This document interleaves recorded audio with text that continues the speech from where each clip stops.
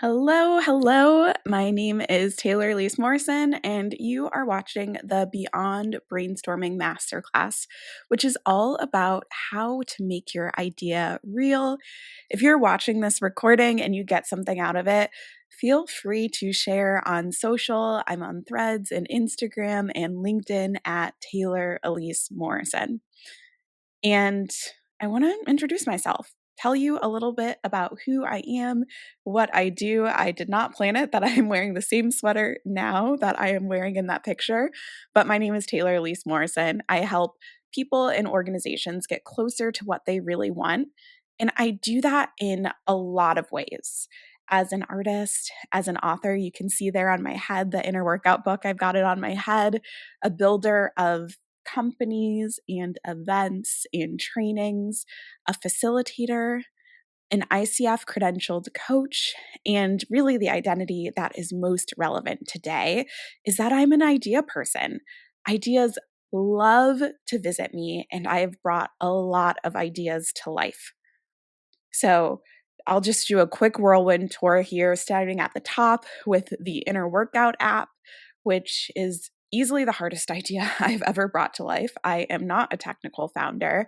I had the process report, which was a limited run Substack that I did documenting the process of me launching a book as well as launching a couple of companies, the Take Care profile, which is an assessment that I developed, the Instead deck, which is a Kickstarter that I ran for this deck where you pull a card whenever you have the urge to scroll and it has something else that you can do instead. I have the Inner Warm Up podcast, which I just wound down. I've written a few things that have been published, the Inner Workout book, as well as the Tune In collection, which was a workbook, a journal, and a deck that I did in partnership with Bando. The B School podcast, which was the first podcast that I really committed myself to. I still don't know how I did this to this day, but I podcasted every weekday of 2019. And then finally, Gather Up, You'll Find Clothes, which was a book project that I did. There was a book of poetry that Langston Hughes published a little over 100 years ago, if I'm getting my math right, and it went into the public domain. And so I published it again for the first time as a standalone collection since its original publishing, and then paired it with a couple of essays that he wrote that were relevant to the subject matter. And then I wrote my own essay in the beginning. So this is a lot of ideas that I've birthed.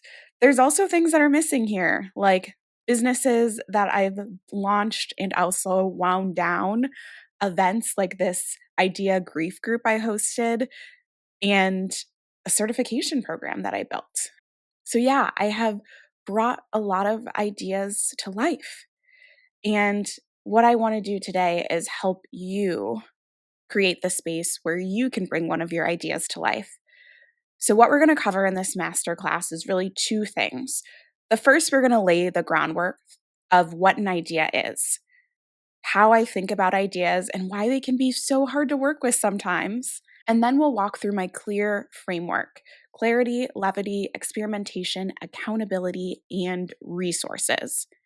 My hope is that by the end of this masterclass, this session, you'll have a flexible structure that you can use to get your idea off the ground.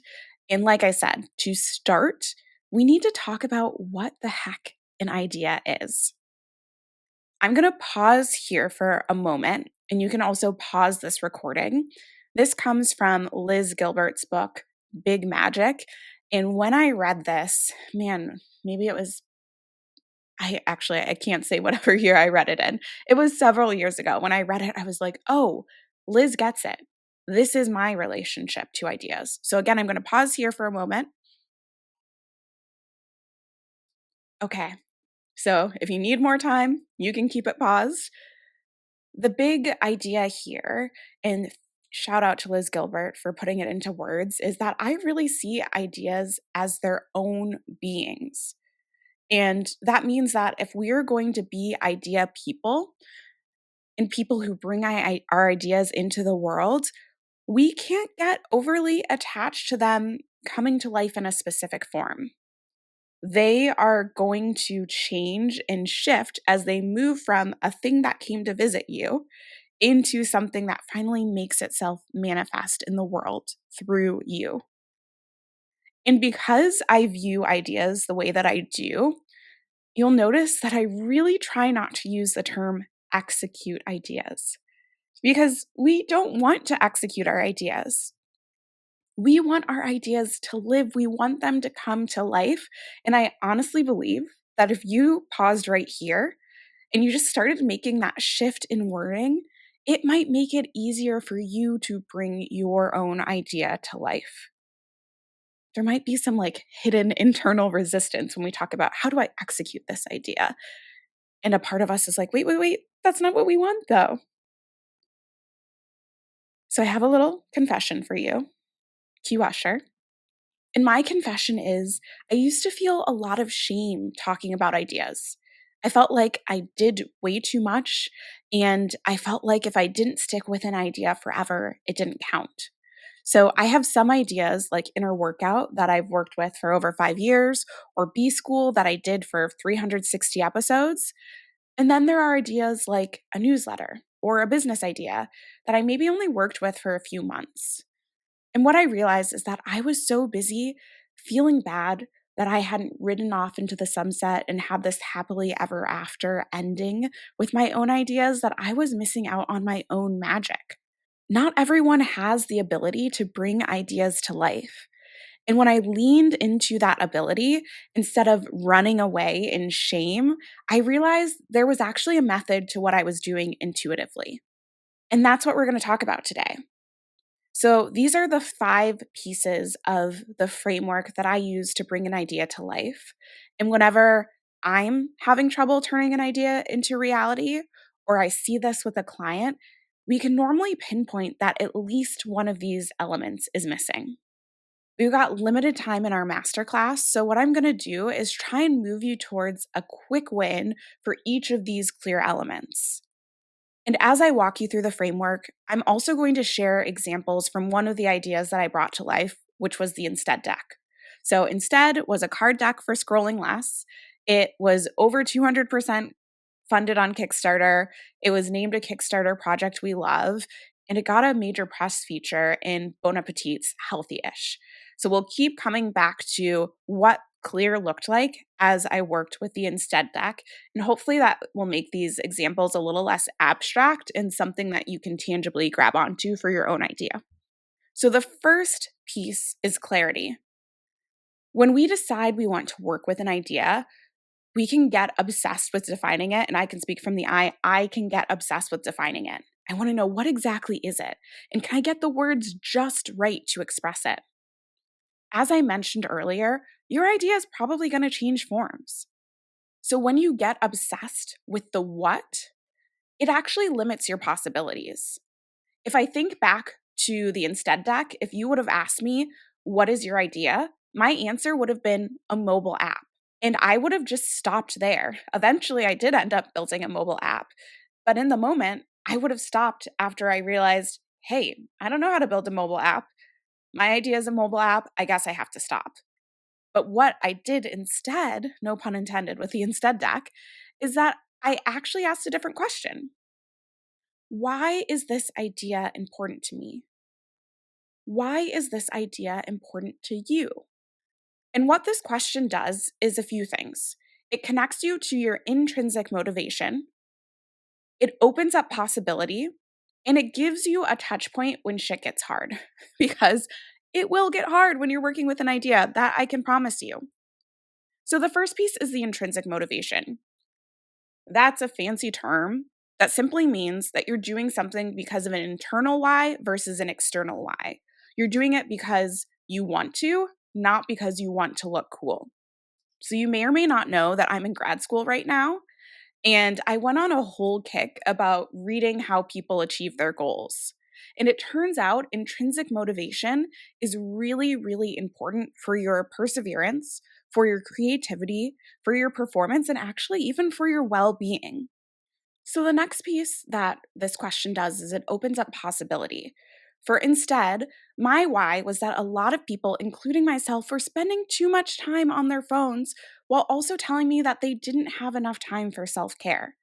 I wanted to offer a fun, easy way to turn screen time into self care time.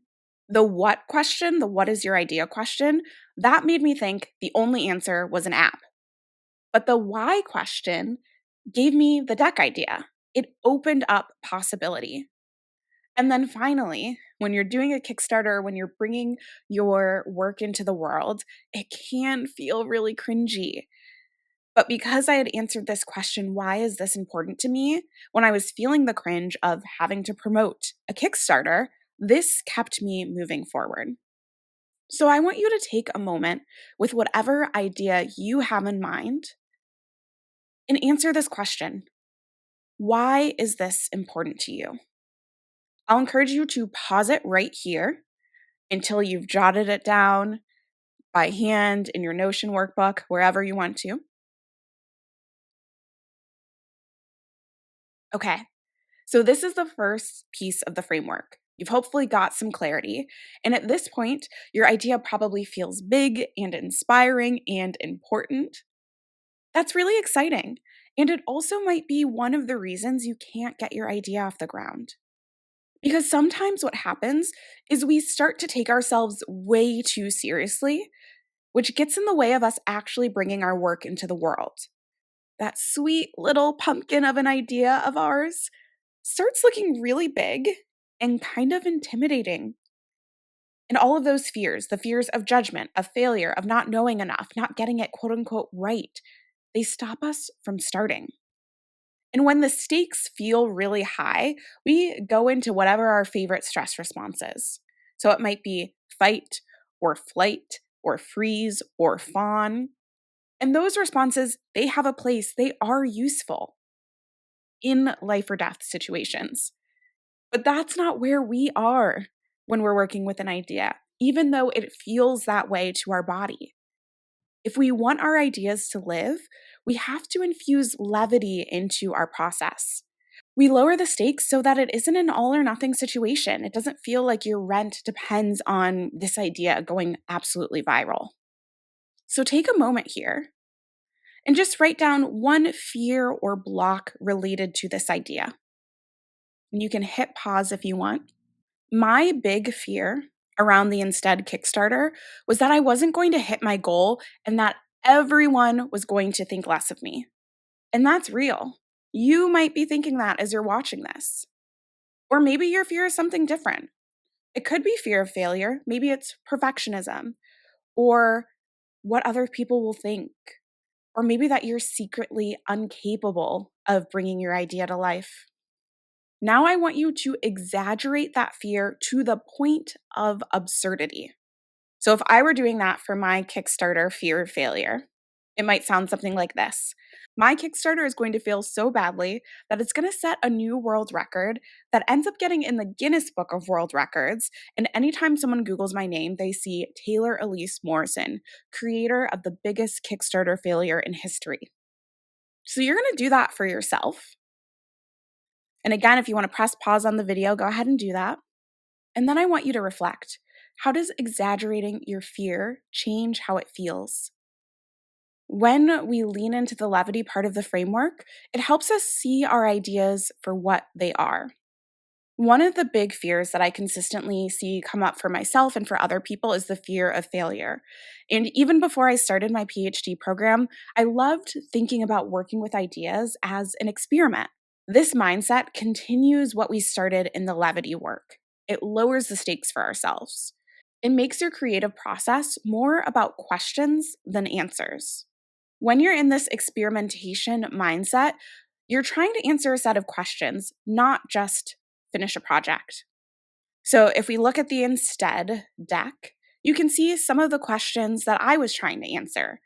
How do I bring a physical product to life? That was really one of the first times that I had to look for manufacturers and design something and figure out all the little nitty-gritty pieces of bringing something into the world physically.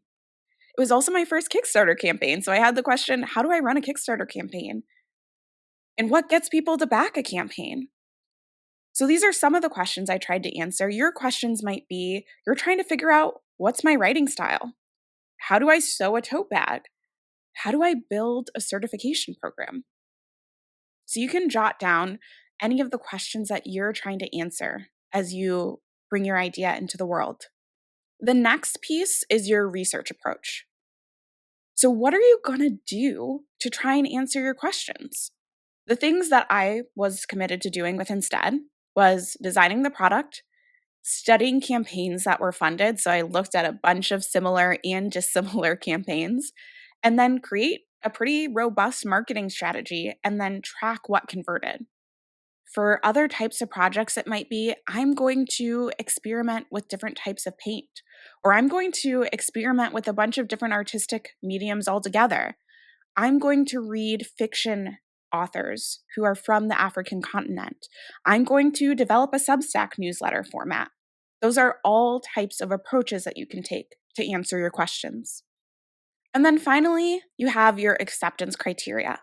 So, this is a tech term, and all it means is how you know that you're done so that you don't keep going forever. Or at the very least, it doesn't necessarily mean that you're done with the idea, but you're ready to go into the next phase. So, for me, again, with the Kickstarter campaign, it was I did the full 30-day campaign, and if it was fully funded, I get that physical card deck into the hands of backers. That was pretty cut and dry, but sometimes our ideas don't have a clear endpoint, like a launch or a campaign or an event. Your acceptance criteria might mean that you are going to make a certain number of pieces, or you are going to fill up a notebook or a roll of film. So pause here for as long as you need to and start sketching out what experimentation is going to look like for you, what your research questions are, what your approach is, and what your acceptance criteria are. Before we do the last two pieces, I wanted to do a quick commercial break and share about how we can stay connected. So, even though I'm on social, the best place to stay connected is definitely my email list. As my niece would say, I was born in the 1900s. I'm old school. I like to have a direct connection with people that isn't modulated by an algorithm. So, my email newsletter is where I share monthly essays with frameworks and reflections to help you put your work into the world. It's also where I share free and paid events that I host both in Chicago and online. My events are hands on, they give you the time and the space and the connections to get things done in community that you probably couldn't or wouldn't do alone. And then finally, my email list is where I share ways to work together, including secret offers that never leave the email list. So we're a little over halfway through the framework right now. You've connected to the why behind your idea. You've lowered the stakes for yourself so that you actually want to work with the idea. And you've sketched out an experiment so that you can learn no matter how it turns out.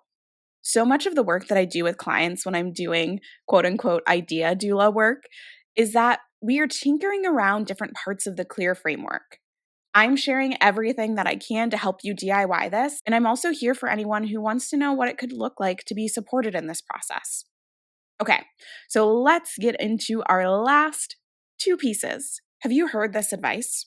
Don't share your ideas with other people. Most times when I hear this advice, it's about not getting your idea stolen. And honestly, that is the least of my worries because so few ideas get made real. So, yeah, you might have that idea, but do you have what it takes to bring it to life? That's why we're here. So that we can learn how to do that. But I do kind of agree with this advice because when we're moving from dreaming about an idea into action mode, you want to be mindful about who you're sharing your idea with. So, one study found that publicly saying you're going to do something can make it less likely that you actually do it because your brain feels like you've gotten the benefit of doing it. Like you've told people, people are so excited for you, and it's like, oh, great, I don't even have to do this. Everyone's already celebrating me. And the name of this masterclass, if you remember, this is called Beyond Brainstorming. I love brainstorming, and I'm not really precious about who I brainstorm with. But when you are committed to bringing a project to life, it's time to get a little bit more selective. And that's where accountability comes in. I know accountability can sound so authoritarian, and that's not what this is meant to be. It's a partnership that you both choose to enter into. You're saying, I'm going to tell you how I plan to move forward with this idea, and I'll keep you updated. And then the other person or people, you might be accountable to multiple people, they're saying, okay, I'm going to listen to what you share, and I'm going to remind you of what you said you wanted. It's not about getting anyone in trouble. It's about making sure your idea actually comes to life. So, what should you look for in an accountability partner? Mutual respect. This first piece is huge. You want someone that it feels a little bit weighty to have to explain that you didn't do something. You respect their opinion, and they respect you enough to remind you about what you said you would do. This is positive peer pressure. So, that person might be a coach. It also might be a trusted friend or a mentor or an accountability group. The next piece is you want someone who's going to point you back to your why. This keeps coming up in this masterclass. Your idea's final form will probably not look like what you initially imagined. You're going to learn things you didn't know. You're going to have to change course. And in many cases, your accountability partner would be doing a disservice to you if they forced you to keep moving in the same direction despite new information. So their job is to keep pointing you back to your why in order to guide your experimentation. And then the last thing that they should do is encourage reflection. Sometimes things don't go as planned, but sometimes you don't do what you plan to do. And a strong accountability partner is going to encourage you to reflect on what got in the way. So, what got in the way of you completing this deadline? What got in the way of you writing your first draft? Of sharing your art piece? This reflection helps you move forward. So, people who are trained as coaches like me are great at this because we're trained to be really good at asking these types of reflective questions. And if working with a coach isn't accessible to you, pick a friend who asks good questions. So, before we move forward into the next piece, just do a pulse check. Based on these criteria that I shared, do you feel like you have someone who can hold you accountable? Maybe jot down a couple of names and see if you could set up a way that you could be mutually accountable to each other. And if you don't, maybe you start looking for meetups or groups. Maybe you work with someone like me who can hold you accountable. I have a couple bonus thoughts about accountability. So I love, love, love body doubling for getting specific pieces of my work done. It's like micro accountability or task accountability. There's Focusmate, there's the Groove. It could also just be you work at a coffee shop with a friend. I'm linking to an affiliate link to Focusmate. I use it so much. I shared this link even before they started having affiliate links. And I'm not sharing this so that I can make money. The main reason that I'm sharing it is because if you end up upgrading using this link, you'll get a free month and I'll also get a free month. But even if you just use their free tier, there's a lot that you can do. So doing some type of body doubling can just help you keep moving forward to get those check boxes done in a more tactical way. Another thought that I have with accountability is this idea of building in public. Again, this is something that's popular in the tech space. And I'm all for doing something big in public, like a Kickstarter campaign. Hello, I've been using that as an example. And I think you should also have someone close to you as you're doing anything public. So with the Kickstarter, I had my friend Amelia, who is like my private cheerleader, as well as my teammate Deanna at the time. And why do I think that's important? Well, the public isn't always going to point you back to your why because they have their own whys. Also, you run the risk of getting dopamine from the people acknowledging your progress, which might keep you from actually doing the work.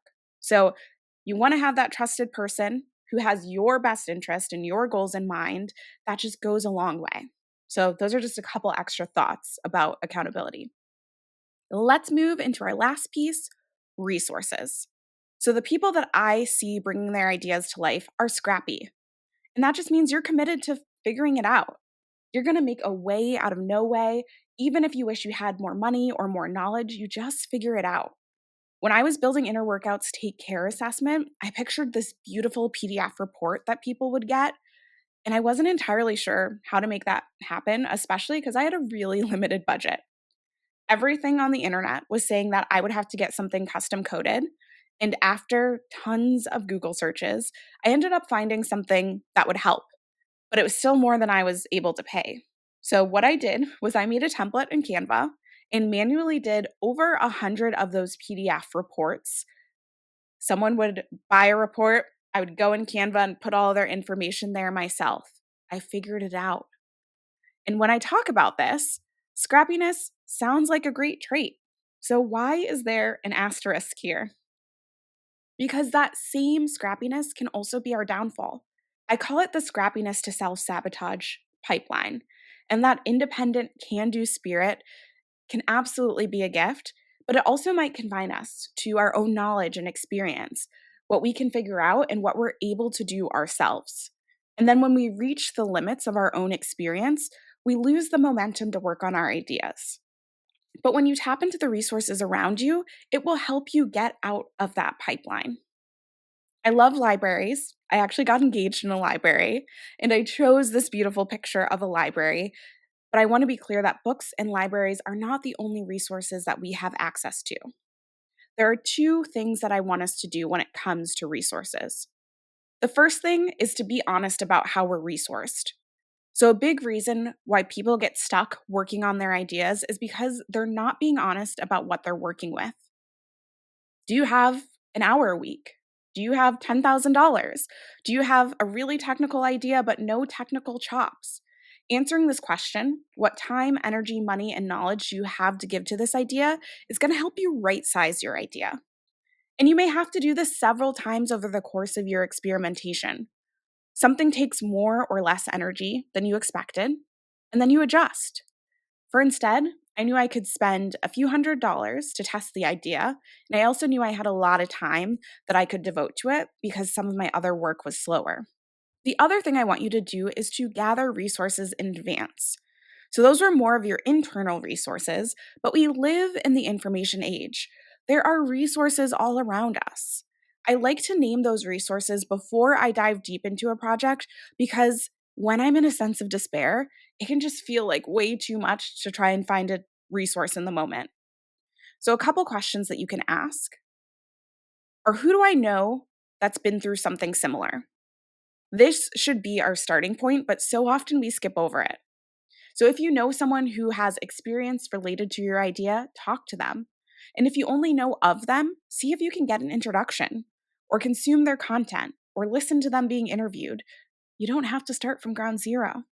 For instead, I talked to everyone I knew who'd done a Kickstarter, and I asked people if they could introduce me to who they knew. The next question to answer is, where can I turn if I'm feeling stuck? You can try your best to avoid it, but sometimes feeling stuck is just part of the process.